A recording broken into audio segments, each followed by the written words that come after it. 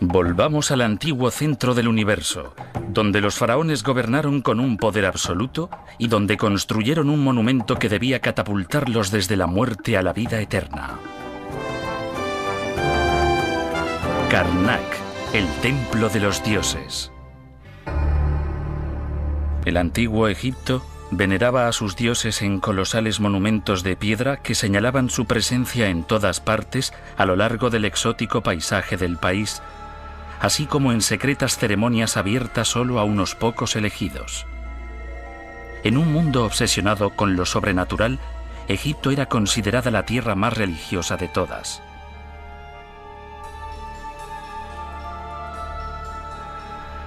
Sin embargo, a pesar de los vestigios grabados en piedra, Egipto y sus dioses siguen siendo un enigma desafiante.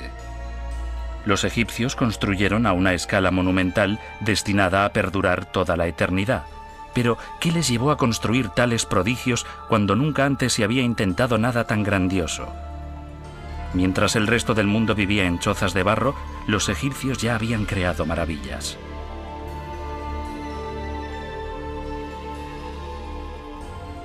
Egipto nos atormenta con sus contradicciones. Pocas civilizaciones parecen haber gozado tanto de la vida. A juzgar por su amor por la belleza a través de su celebración de la naturaleza, está claro que veían el mundo con humor y gracia. No obstante, ningún otro pueblo ha estado tan completamente obsesionado con la muerte. En el curso de sus vidas, los egipcios invertían tantos esfuerzos y dinero en la preparación de la vida después de la muerte como en su día a día. Su momificación y rituales funerarios eran los más complejos que el hombre haya conocido jamás. Las paradojas se suceden. Los egipcios fueron pioneros en matemáticas, ciencia y medicina. Sin embargo, se basaban a menudo en la magia para explicar lo que desconocían. Y también estaban los faraones, soberanos mortales cuyo impresionante poder los elevaba por encima de los demás hombres. ¿Quién que no fuese un faraón podría proclamarse un dios y conseguir que su pueblo lo creyese de verdad? ¿Quién que no fuese un faraón podría erigir el mayor monumento nunca construido y dedicárselo a sí mismo? Con unos recursos prácticamente ilimitados, ningún capricho era demasiado pequeño, ni ningún sueño demasiado grandioso para la realeza de Egipto. Resulta lógico que fuesen enterrados en sarcófagos de oro. Asimismo, está la cuestión de la antigüedad. Egipto era antiguo incluso para los griegos y los romanos, con miles de años de antigüedad en la época en la que lo conquistaron. Y era tan enigmático para ellos como lo es hoy para nosotros. Los griegos y los romanos contemplaron las pirámides y los templos de los faraones y se maravillaron ante su antigua majestuosidad. Como nosotros, siguieron el curso del Nilo en su viaje a través de la historia y se preguntaron cómo todo ese mundo fue posible. Y como nosotros, se maravillaron ante la maestría artística y la pericia egipcias. Hay algo cierto. Muchas cosas se unieron aquí, especialmente el hombre y los dioses. Si los dioses amaron Egipto, los egipcios amaron a los dioses aún más. En el corazón de sus convicciones religiosas se encontraba la ciudad sagrada de Tebas. El poeta griego Homero la llamó la gran ciudad de las 100 puertas. Fue la ciudad que recibió lo mejor que la sociedad egipcia tenía para ofrecer. Pues fue aquí, en el gran templo de Karnak, y en el templo de Luxor, unos 3 kilómetros más allá, donde los egipcios creían que habitaba el dios supremo Amón. Los egipcios creían que el poder y la salvación del universo emanaban de este dios y de estos templos. En esta tierra de misterios, quizás lo más enigmático de todo era su religión. Las divinidades egipcias tomaban formas muy distintas. En Tebas se adoraba una manifestación de Amón en forma de un pequeño ídolo, probablemente de oro, con rasgos humanos.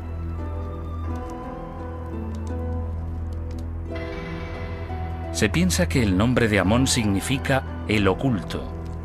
Parece adecuado, ya que nadie, con excepción del faraón, del sumo sacerdote y de sus asistentes, estaba autorizado a contemplar el ídolo. Aún así, era adorado con absoluta reverencia y obediencia por todos. Los antiguos egipcios creían de verdad que esta imagen divina poseía un poder inimaginable. Cada día, el sacerdote penetraba en la zona más íntima y sagrada del templo, y entonces tenía lugar un ritual en que el dios era alimentado, vestido y adorado. Al final del día, el ritual se repetía en orden inverso, y el ídolo se retiraba durante la noche. Es muy significativo que el faraón viniese a Amón en lugar de llevar a Amón al faraón. Esto no menoscababa la importancia del faraón en modo alguno, pero indica su obediencia al dios. Los egipcios creían que el poder del faraón emanaba directamente del dios. Amón no siempre fue el dios más importante en Egipto. Anteriormente, otras divinidades dominaron esta tierra. Determinados dioses se vinculaban frecuentemente a determinadas ciudades, y su prestigio y poder aumentaban o disminuían según la suerte de su ciudad. El nombre de Amón está vinculado para siempre al de Tebas. Cuando sus principales familias asumieron el control del país, Amón fue colocado a la cabeza de los dioses. Cuando la riqueza de Tebas se multiplicó y se transformó en la ciudad más rica y poderosa de Egipto, los faraones tebanos no repararon en gastos para honrar al dios que creían que les había traído tanta fortuna. Como principales mecenas de los templos, los faraones fueron espectacularmente generosos. Vastas secciones de los opulentos edificios fueron financiadas gracias a los botines generados por la fabulosa máquina de guerra egipcia. Hacia el año 1500 a.C., las fronteras egipcias se extendían a lo largo del valle del Nilo hasta Mesopotamia. Situada a unos 644 kilómetros Nilo arriba desde el mar Mediterráneo, Tebas se enriqueció virtualmente con las riquezas traídas desde todos los rincones del reino. Los templos de Karnak y Luxor se convirtieron en los complejos religiosos más grandes de todo el mundo antiguo. La riqueza de los templos estaba vinculada a la riqueza de los faraones, y su riqueza era grandiosa. Pocos hombres han ejercido tanto poder. Considerándose a sí mismos semidioses, fueron educados en un sistema en que el mundo les pertenecía para dirigirlo. Estas personas tenían su lado humano, pero también debieron ser conscientes de que todo aquello que hicieran tendría trascendencia. Si tú, como faraón, decidías, mañana se empezará un nuevo templo aquí, eso es lo que se haría. La razón más evidente para la existencia de los templos era su utilización como lugares de culto. Pero los templos podrían considerarse también como vehículos de inmortalidad para los faraones. Grabando sus nombres e imágenes en las paredes de un templo, los monarcas egipcios sentían que una parte de ellos viviría para siempre. Su elección de la piedra como materia prima para la construcción constituyó su apuesta más segura contra los estragos del tiempo. Y este era un recurso que Egipto poseía en abundancia. Los faraones poseían enormes canteras, especialmente río arriba en Asuán. El Valle del Nilo, y particularmente el desierto del este, es una de las zonas geológicamente más ricas del mundo. Todo tipo de piedras para la construcción, así como piedras para otros usos, para usos decorativos, jarrones de piedra, joyería, etc., están presentes allí. Así que Egipto es extremadamente afortunado en este aspecto, y los antiguos egipcios aprovecharon muy bien estos recursos. La arquitectura egipcia es única y rápidamente identificable. ¿Qué inspiró toda esta belleza? Una fuerza poderosa tras el diseño de los templos fue el amor de los egipcios por la naturaleza.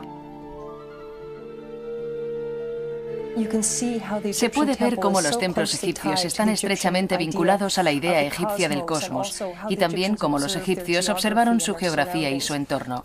En primer lugar, el pilono es como en el horizonte. El sol se pondría y saldría por encima del pilono. Y otra característica de estos grandes templos es la sala hipóstila. Es básicamente una sala llena de columnas, y si las observas, estas columnas son plantas gigantes, son papiros gigantes y lotos gigantes. Está claro cuando observas su extremo superior que tiene la forma de la flor, pero también la base de la columna tiene el aspecto maravilloso de una vegetación frondosa. Así, muchas características de su entorno, el sol, la luna, las estrellas, están incorporadas a su arquitectura. Pero, ¿por qué construyeron los egipcios a tan enorme escala? Aunque las grandes pirámides fueron construidas siglos antes que los templos de Karnak y Luxor, y fueron los más grandes monumentos jamás erigidos, su influencia no perduró. La mayor parte de la arquitectura egipcia se mantuvo dentro de dimensiones normales durante siglos. Pero con el inicio de la etapa constructora del Imperio Nuevo, los faraones empezaron a construir a nivel colosal, como reafirmación ante su propio pueblo y ante sus vecinos y enemigos.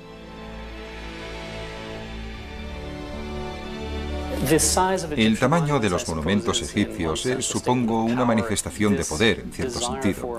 Este deseo de monumentalidad y dimensiones colosales parece haberse desarrollado con el establecimiento del Imperio egipcio, tanto en Nubia como en Asia Occidental, a partir del año 1500 a.C. aproximadamente. Sorprendentemente, la impresión global producida por esta impresionante arquitectura es particularmente atractiva a los ojos del hombre moderno. Es muy limpia, muy pulcra, muy armoniosa en conjunto y en cierto modo coincide con nuestro sentido moderno de la estética. Es algo que probablemente los victorianos no encontrarían especialmente bonito o atractivo, pero a nosotros nos parece extremadamente moderno, muy pulcro, muy armonioso. De hecho, la arquitectura egipcia era muy elegante. A pesar de su tamaño colosal, pocas personas tenían acceso al interior de los templos. Solo la élite privilegiada podía penetrar en la zona sagrada de su interior. Cuando uno piensa en un templo, la mayoría lo equipara a una iglesia. Uno piensa que irá a adorar al Dios y que todos podrán entrar. Pues bien, esto no era así en el Antiguo Egipto. En el Antiguo Egipto, la gente corriente no tenía acceso a las zonas sagradas. Solo el que había sido purificado, es decir, los diversos rangos del clero, podían acceder al interior. Y cuanto más puro eras, más arriba estabas en la jerarquía sacerdotal y más podías penetrar en el templo. Como en su exterior, todo en el interior del templo estaba dirigido a impresionar. Al fin y al cabo, a tan solo unos 90 metros en lo más recóndito del edificio se encontraba la morada de los propios dioses. El faraón no vivía en el templo. Su residencia se encontraba en otra parte. Pero cuando visitaban al dios, a medida que se adentraban más y más en el corazón del templo, el faraón y los sumos sacerdotes se veían rodeados de una impresionante maestría artística. Al aproximarse a la cámara del dios, cruzaban la sala hipóstila. Hoy, esta sala está inundada por el sol, pero durante la antigüedad, la mayoría de esta zona estaba a oscuras, iluminada por antorchas o con un mínimo alumbrado. La sala estaba diseñada como un gigantesco bosque de pilares destinados a hacer que el universo pareciese pequeño. El faraón iba a adorar al dios y como él mismo era una divinidad, se podría decir que Dios iba a adorar a Dios. Egipto precisaba una estructura y un marco adecuados a esta ocasión, y la sala hipóstila proporcionaba todo eso. Más allá de este punto, había más restricciones. Cuando uno piensa en ello, comparándolo con el palacio, cuanto más se acercaba uno a las estancias reales y a los aposentos, más restringido era el acceso, porque estamos hablando de acceso físico y personal a una divinidad. Los espacios se hacen más cerrados, tanto horizontal como verticalmente, a medida que el suelo se eleva y el techo desciende y uno se va adentrando más. No solo en términos de espacio restringido, sino también en términos de tiempo. Uno está regresando desde el brillante mundo cotidiano en el que nos movemos al período anterior a la creación, cuando nada estaba diferenciado y todo era una única sustancia oscura. El Dios que habita en el templo de Karnak es el gran Dios creador. El hecho de que el faraón y el dios comulgaran lejos de la vista del pueblo añadía aún más poder y majestuosidad a la religión egipcia.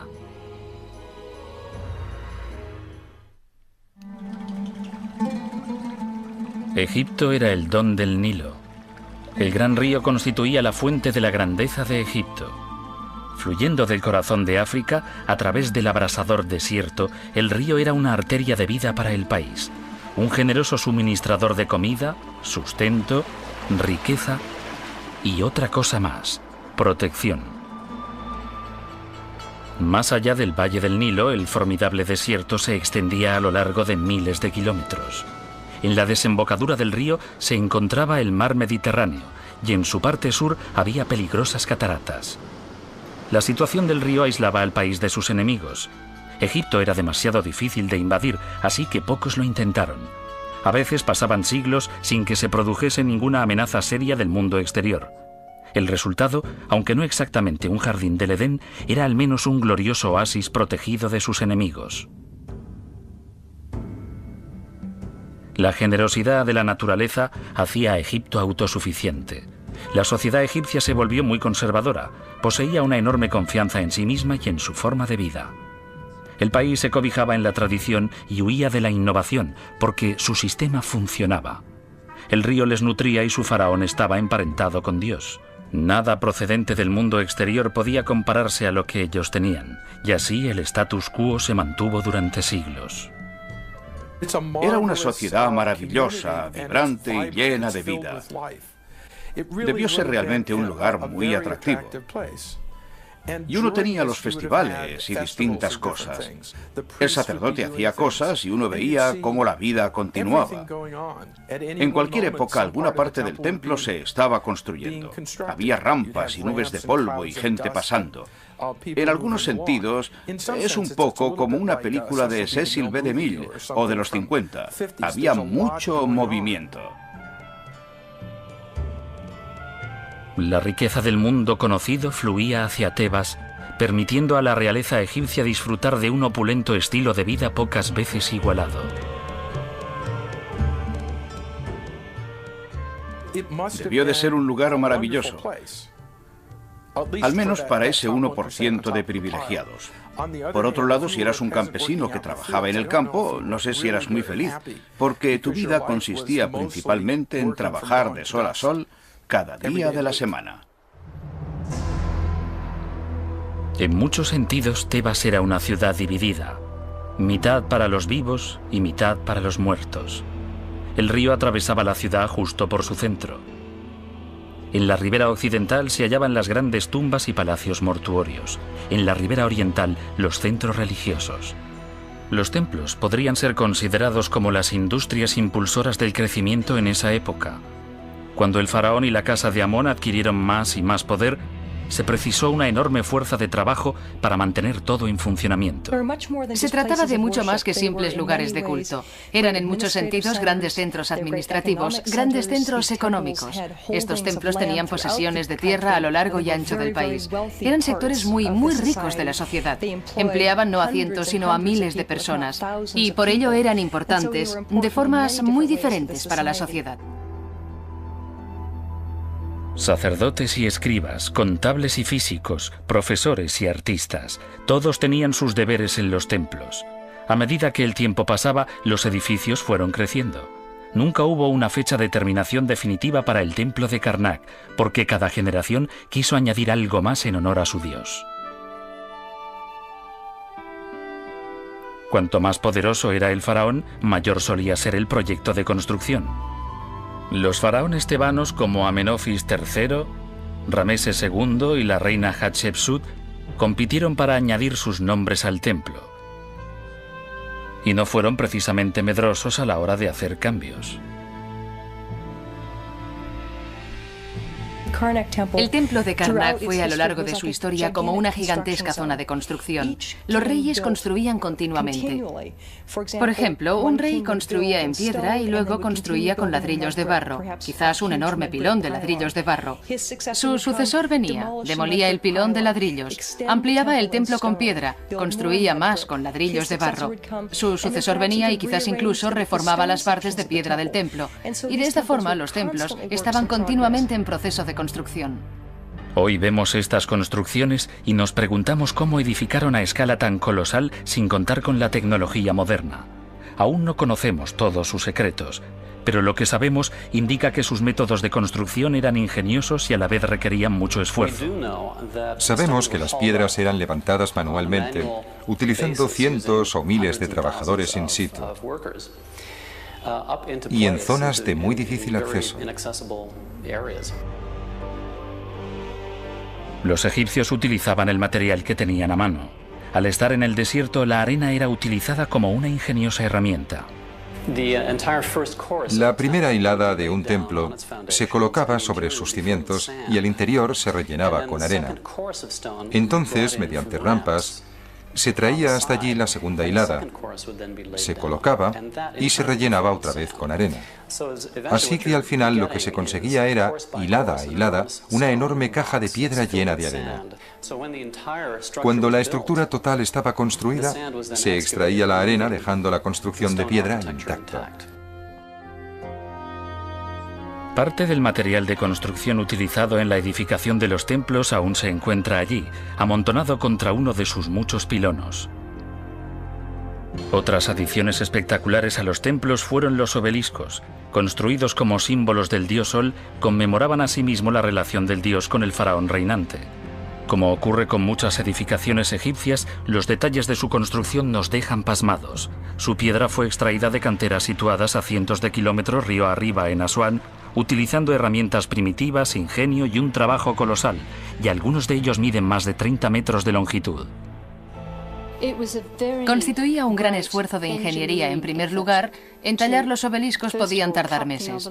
Era un proceso que consistía en humedecer pequeñas cuñas de madera e introducirlas en agujeros practicados en una roca, y luego, cuando ya tenías suficientes cuñas, las golpeabas con un martillo y la roca se desprendía. Se trataba de un trabajo extremadamente arduo. Aunque hechos de granito, los obeliscos eran tremendamente frágiles. Un error al tallarlos podía hacer fracasar todo el proceso. Pobre del jefe de obras que tenía que informar al faraón de que el obelisco se había partido al ser tallado.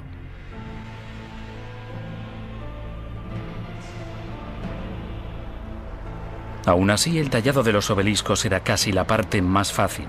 Lo siguiente era transportar estas enormes estructuras hasta la orilla del río, cargarlas en barcas y navegar con ellas corriente abajo. El antiguo Nilo era mucho más traicionero que el actual. Un error al equilibrar las barcas o al navegar por los rápidos del río podía hundir todo el proyecto en sus profundidades. Los obeliscos que conseguían llegar a Tebas eran trasladados al templo con bombo y platillo. Tenían que llevarlos al templo y levantarlos. Y esta era una de las tareas más duras de todas, porque lo que tenían que hacer era elevar estas frágiles estructuras de piedra sin romperlas o dejarlas caer durante el proceso. Una vez más, los egipcios utilizaban la arena. Levantaban el obelisco y luego lo depositaban en un pedestal utilizando gruesas cuerdas y la fuerza bruta humana.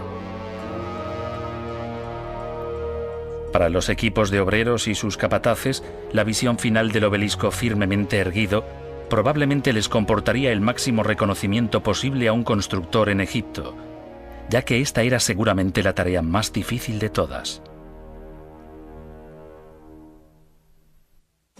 Hay un aspecto en los templos que ha ido cambiando a lo largo del tiempo: su color. La piedra arenisca egipcia es maravillosa a medida que envejece porque cambia de color según la luz. Puede ir desde una especie de rosa a veces, ese radiante color oro absolutamente precioso al atardecer. Esto no podía verse en la antigüedad porque estos templos estaban pintados. Milagrosamente, algunas de las pinturas se han conservado, revelando una vez más el amor de los egipcios por los temas naturales, como este techo en que se representan las estrellas en el cielo. En estas paredes, los egipcios grabaron su historia y los textos sagrados de su religión. Los dioses en quienes confiaban para preservar el ritmo de la vida no les pudieron proteger de los cambios.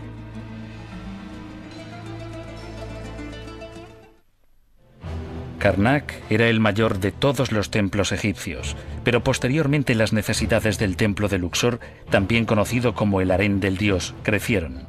Situado a unos 3 kilómetros al sur de Karnak, Luxor estaba unido al gran templo por un camino bordeado de esfinges.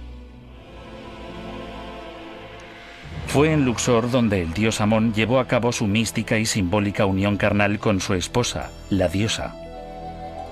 La unión, celebrada en el fabuloso festival de Opet, renovaba y revitalizaba de manera simbólica al país y reforzaba la unión del faraón con los dioses. El festival de Opet se celebraba cada año cuando las aguas del río alcanzaban su nivel más alto. Con gran boato, la estatua de Amón era trasladada desde su santuario en Karnak en una barca a través del río hasta el templo de Luxor.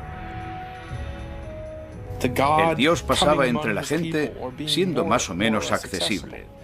Seguramente habría una orquesta encabezando la procesión. Habría soldados y bailarines desfilando lentamente y de forma majestuosa desde Karnak a Luxor. Así que duraría seguramente unas cuantas horas, durante las cuales la gente podría ver al dios. Al menos verían el relicario que contenía al dios. Verían a los sacerdotes y sus acólitos y todo eso resultaría muy excitante. Allí, en las profundidades del templo de Luxor, el dios era adorado, colmado de ofrendas y sacrificios y guiado luego a través del ritual del proceso de rejuvenecimiento.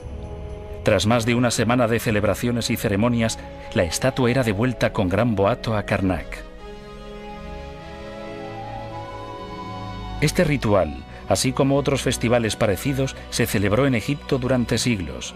Las ceremonias se realizaban año tras año de la misma forma, sin modificaciones. Poco cambiaba en Egipto por una buena razón.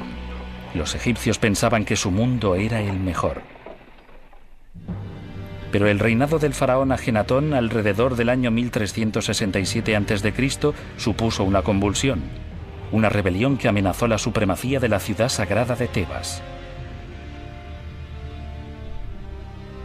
Ajenatón removió los cimientos de Egipto con el ataque a su antigua religión.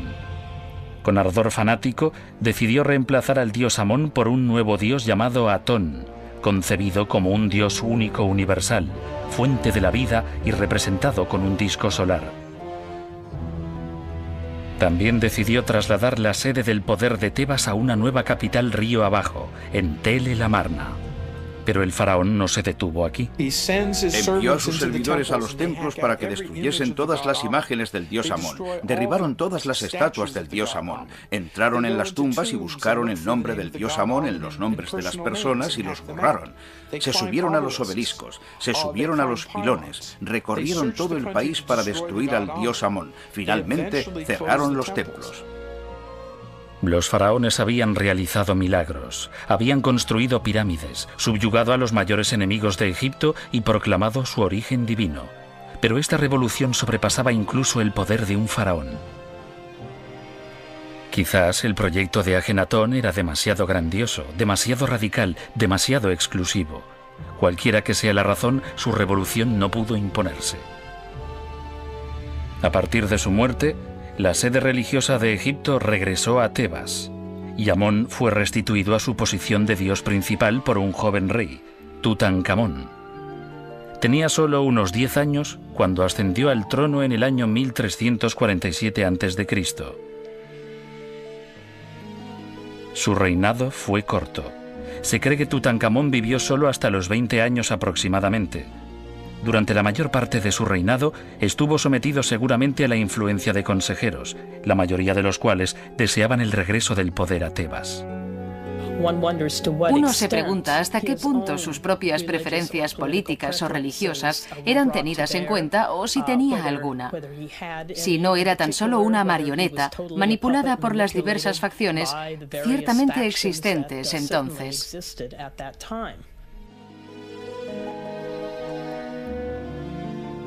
En cualquier caso, Karnak y Luxor fueron restituidos a su anterior gloria. Con la prematura muerte de Tutankamón, los sacerdotes de Karnak mostraron su gratitud al soberano que les había devuelto su poder. Posiblemente parte del fabuloso tesoro hallado en su tumba fue donado por los sacerdotes del templo como tributo al joven rey que los había rehabilitado. Tebas tuvo una nueva edad de oro, el reinado de Rameses II. Entre los faraones famosos por su arrogancia, Rameses poseyó seguramente el mayor ego de todos. Los templos de Karnak y Luxor fueron beneficiarios de ese ego.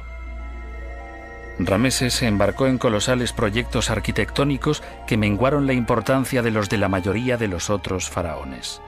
Sus adiciones a los templos poseían todos los atributos propios de la arquitectura cumbre egipcia, incluyendo la edificación a gran escala y la extrema opulencia y grandiosidad como objetivos. Rameses estaba decidido a dejar su impronta en los templos, incluso a expensas de los faraones que le precedieron. Lo que no era de él lo reclamaba frecuentemente como tal. Esencialmente, se apropió de cantidad de estatuas y otras piezas y puso su nombre en ellas. Una de las ventajas más convenientes de la civilización egipcia era el hecho de que si tú ponías tu nombre en algo, aquello pasaba a ser tuyo. Así que si tenías una estatua de Amenofis III y decidías que ese rey tenía ya demasiadas estatuas, podías tomarla, borrar el nombre y poner el tuyo en su lugar y pasaba a ser tuya. A veces modificaba los rasgos de la cara y a veces ni se molestaba en ello. Cuando grababa sus inscripciones, a veces lo hacía con una profundidad de 15 centímetros en la pared para que sus sucesores lo tuvieran difícil si querían ir y borrar su nombre. Los edificios no fueron el único lugar en que Rameses dejó su impronta. En el momento de su muerte, Rameses II había engendrado a 100 hijos. Tenía tantos vástagos que los investigadores no han sido capaces de seguir las trayectorias de todos ellos o de saber con qué mujeres tuvo a cada uno. El problema para identificar a sus esposas e hijos es que aunque tenemos los nombres de muchos de ellos, no los tenemos todos. Sobre las reinas en particular sabemos que los faraones del Imperio Nuevo tenían harenes o varias esposas que no solo eran egipcias, sino que también venían del extranjero como forma de cimentar alianzas diplomáticas. Lo mismo con los niños. Los nombres de muchos príncipes y princesas son conocidos, pero no los tenemos todos. Fue capaz obviamente de engendrar a muchos. Egipto se mantuvo como la primera potencia mundial más tiempo que ninguna otra civilización antigua. Finalmente, el tiempo y el mundo exterior cambiaron eso, y los griegos y los romanos dominarían esta antigua tierra.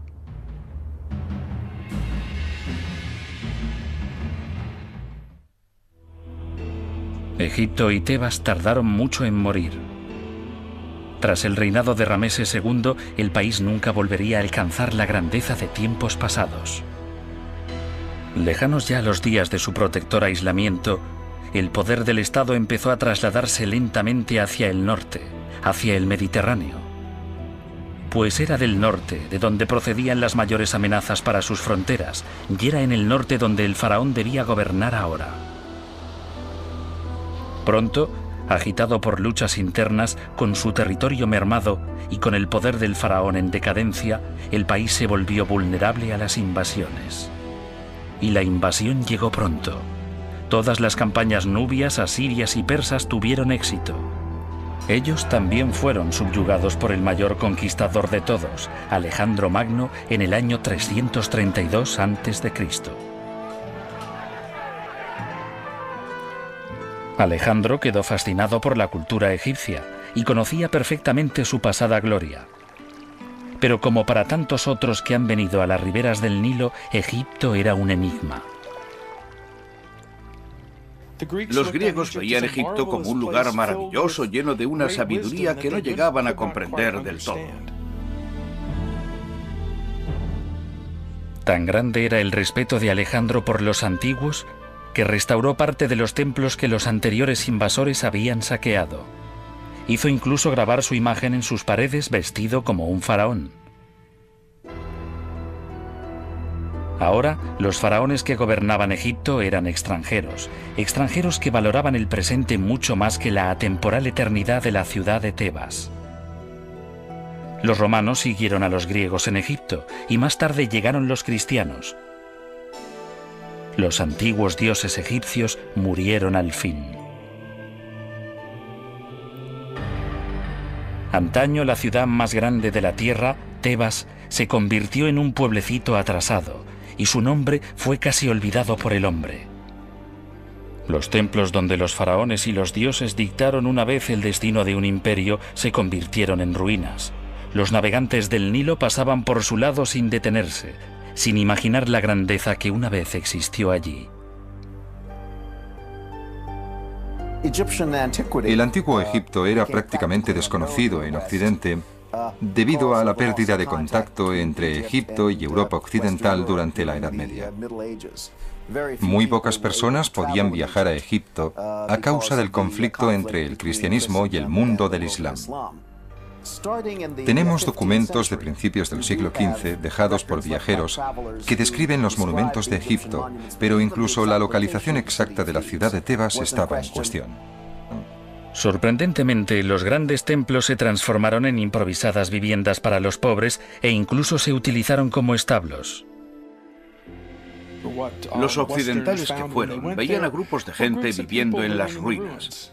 Era un lugar conveniente para guardar el rebaño o meter a tus cabras para resguardarlas de la lluvia o lo que quisieras hacer.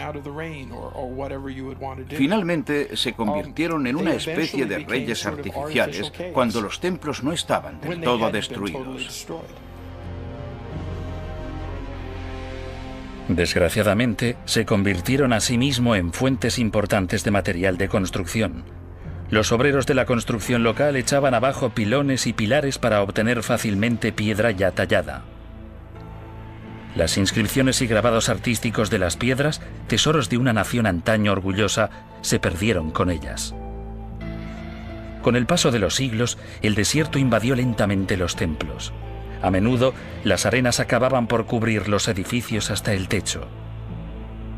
Irónicamente, los templos volvieron a obtener la atención del mundo gracias a otro conquistador, Napoleón Bonaparte. La expedición de Napoleón, la expedición francesa de 1798, que llegó al Valle del Nilo, estaba interesada, por supuesto, no solo en los monumentos antiguos, sino también en todos los aspectos del antiguo Egipto. La botánica, la geografía, la etnografía moderna de Egipto también. Estaban de hecho pasmados por el tamaño, la monumentalidad, la belleza de los antiguos monumentos. Y esto llevó a un intenso interés en Europa por el Valle del Nilo. La explosión del interés por Egipto tras la expedición de Napoleón condujo a una etapa de saqueo. Algunos de los tesoros más preciados del país fueron derribados y llevados a los grandes museos y ciudades de Europa.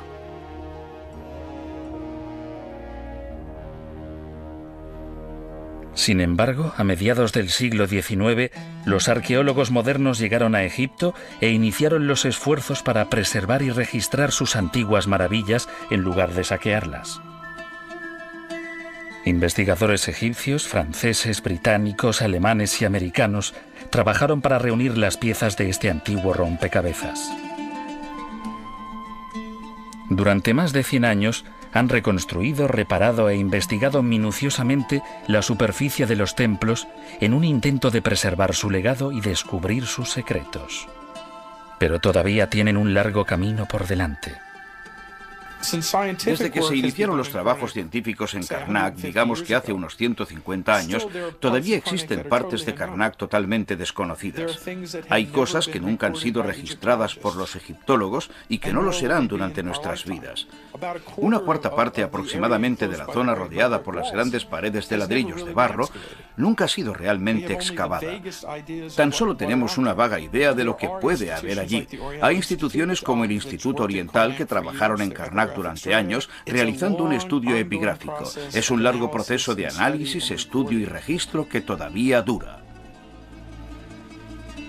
El Dr. Peter Dorman es el director de investigación epigráfica del Instituto Oriental de la Universidad de Chicago.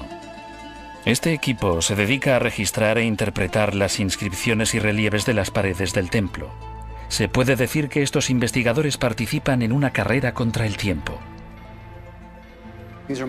Estos monumentos han estado expuestos al entorno, al vandalismo humano, a la erosión durante muchos años. Podemos ver cómo se van erosionando gradualmente. Es un proceso de erosión y deterioro muy lento y gradual. Pero estas inscripciones religiosas e históricas de los monumentos egipcios están desapareciendo literalmente ante nuestros ojos. Y la mayoría de ellos no han sido cuidadosamente documentados. La única forma en que podemos registrarlas de forma permanente para los futuros investigadores que necesitarán ver estas inscripciones religiosas e históricas consiste en hacer una copia ahora antes de que la erosión y el vandalismo las hagan desaparecer. Los antiguos egipcios pensaron que sus monumentos perdurarían para siempre. Sin embargo, parece que ni siquiera la roca sólida es capaz de resistir los estragos del tiempo y de los hostiles elementos.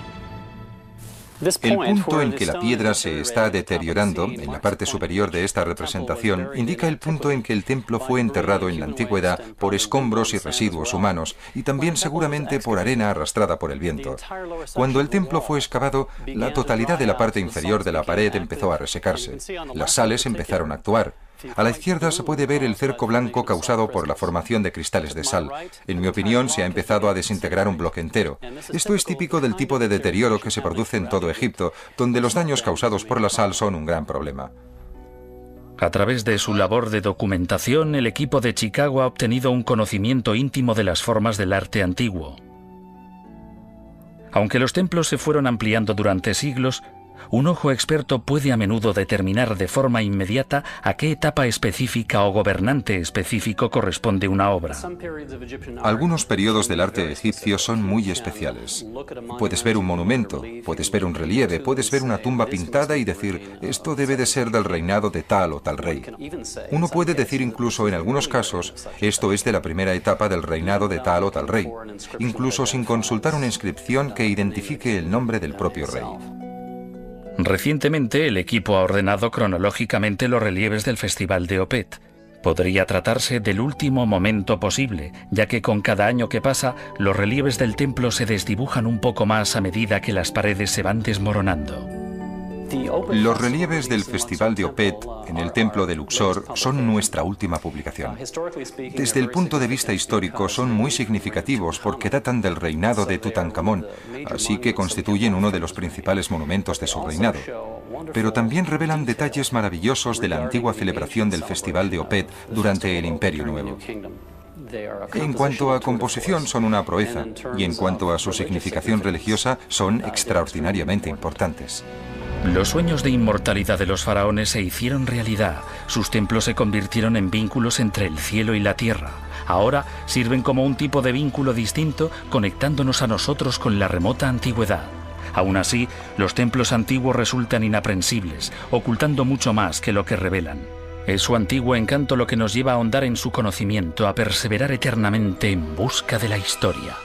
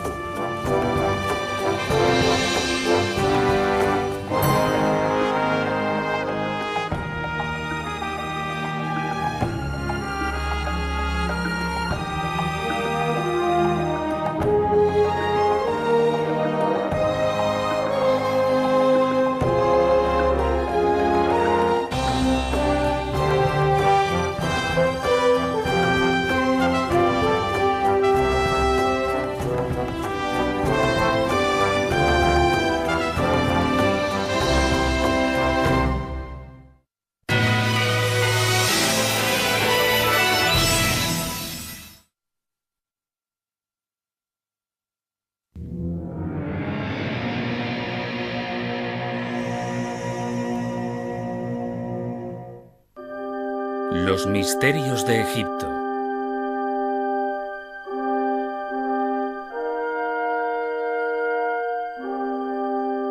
El oasis de Jarga.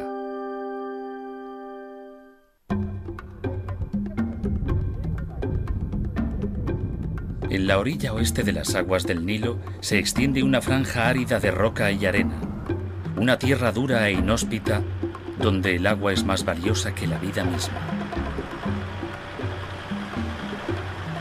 Este desierto egipcio sería un lugar muerto si no fuera por los oasis que salpican el paisaje con manchas de vida y que han sido la salvación de los viajeros a lo largo de la historia. El más poblado de estos oasis es el de Jarga. Aquí, los granjeros todavía bombean el agua de los mismos pozos que utilizaban los griegos y los romanos. En una colina situada detrás de Jarga yace la antigua y misteriosa ciudad fortificada de Qasr el-Geida, famosa por su templo de piedra.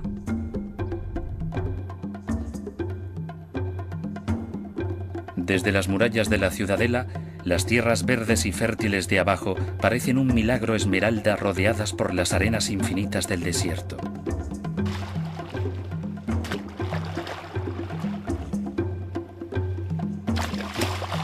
De algún modo, vivir en el oasis es como vivir en una isla remota y aislada.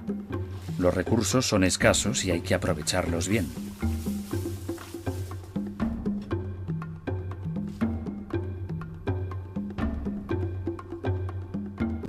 En el siglo VIII a.C., el poderoso imperio egipcio estaba en declive, azotado por conflictos internos que estaban dividiendo el país.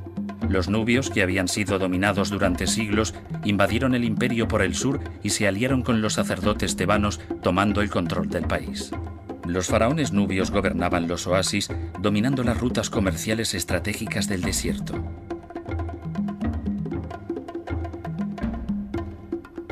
Los nubios construyeron templos en Tebas y también adornaron el santuario de Karnak con su propio estilo decorativo. La mayoría de estos ornamentos representaban dioses tebanos. Posiblemente los nubios construyeron los templos como signo de gratitud hacia los príncipes y sacerdotes de Tebas por haberse aliado con ellos. Kaser el-Geida prosperó bajo los dominios griego y romano. Seguramente se quemó durante un incendio.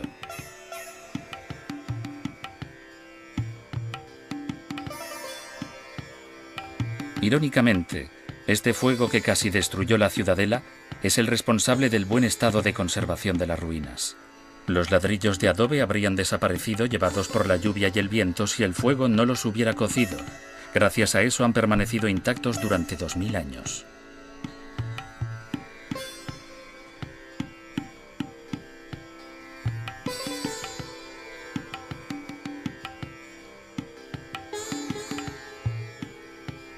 Como en muchas ciudades antiguas de Egipto, la necrópolis, o lugar de los muertos, es uno de los mejores emplazamientos.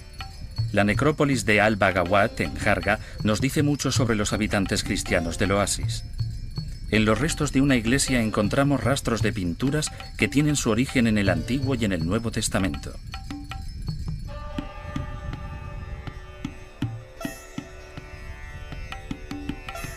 Hallamos cientos de tumbas de adobe de esa misma época. La vida en el oasis ha continuado desde que el primer nómada encontrara reposo aquí hace miles de años. Sus aguas cuentan muchos secretos sobre gentes, sobre civilizaciones y sobre la propia historia.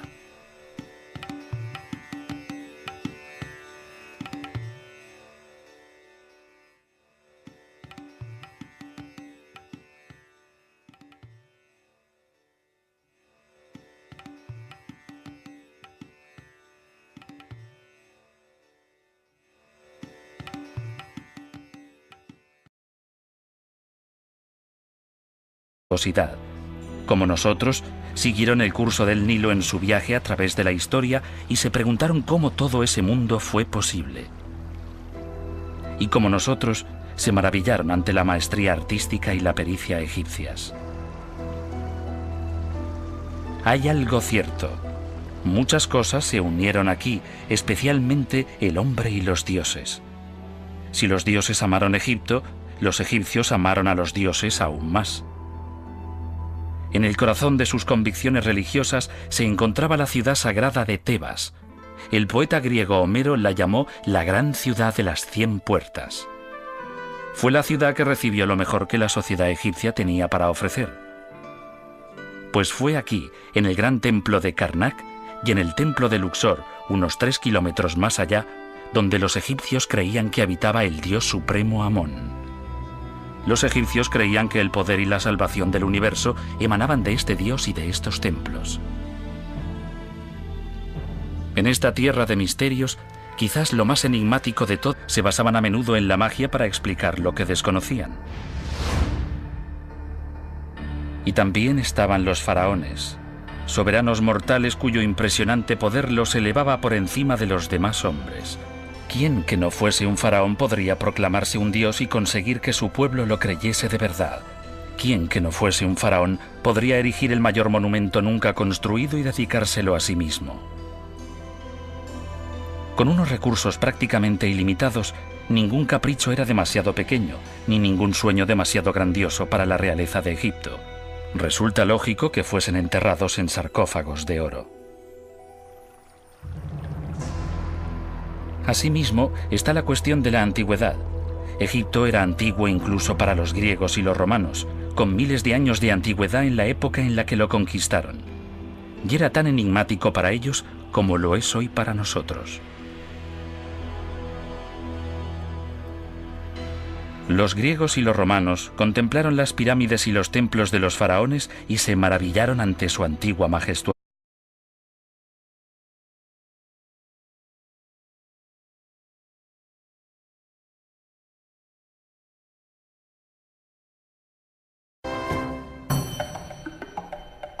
Volvamos al antiguo centro del universo, donde los faraones gobernaron con un poder absoluto y donde construyeron un monumento que debía catapultarlos desde la muerte a la vida eterna.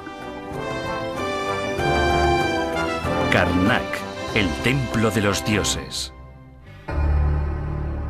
El antiguo Egipto veneraba a sus dioses en colosales monumentos de piedra que señalaban su presencia en todas partes a lo largo del exótico paisaje del país, así como en secretas ceremonias abiertas solo a unos pocos elegidos. En un mundo obsesionado con lo sobrenatural, Egipto era considerada la tierra más religiosa de todas.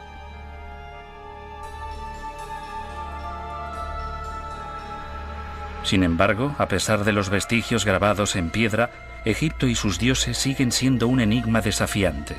Todo era su religión. Las divinidades egipcias tomaban formas muy distintas. En Tebas se adoraba una manifestación de Amón en forma de un pequeño ídolo, probablemente de oro, con rasgos humanos.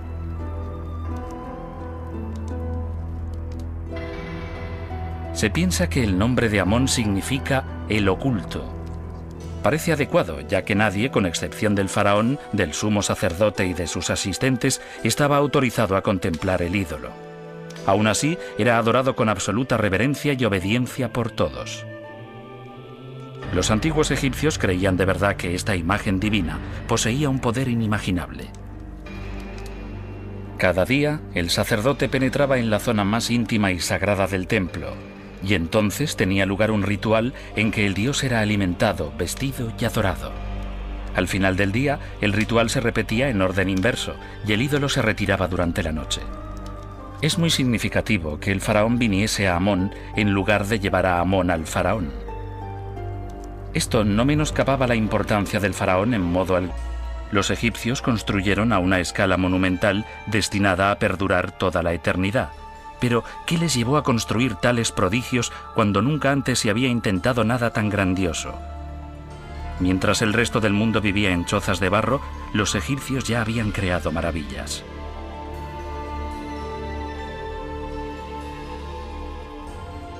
Egipto nos atormenta con sus contradicciones. Pocas civilizaciones parecen haber gozado tanto de la vida. A juzgar por su amor por la belleza a través de su celebración de la naturaleza, está claro que veían el mundo con humor y gracia. No obstante, ningún otro pueblo ha estado tan completamente obsesionado con la muerte. En el curso de sus vidas, los egipcios invertían tantos esfuerzos y dinero en la preparación de la vida después de la muerte como en su día a día. Su momificación y rituales funerarios eran los más complejos que el hombre haya conocido jamás. Las paradojas se suceden. Los egipcios fueron pioneros en matemáticas, ciencia y medicina. Sin embargo,